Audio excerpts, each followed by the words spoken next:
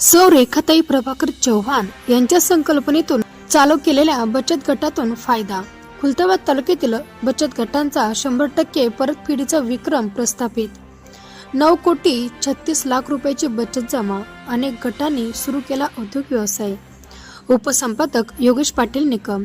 खुलताबाद तालुक्यातील महिला बचत गटांनी ग्रामीण विकासाचा नवा आदर्श निर्माण केला आहे.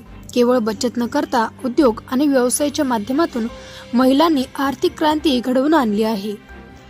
तालुक्यातील 1,174 बचत गटामधील 11,315 महिलांनी व सदस्यांनी बँकेकडून 28,36,00,000चे कर्ज घेऊन 100% परतफेडीचा विक्रम प्रस्थापित केला आहे. दरम्यान या गटांनी आतापर्यंत 9,36,00,000 रुपयाची बचत जमा केली आहे. गावनिहाय यशोगाथा.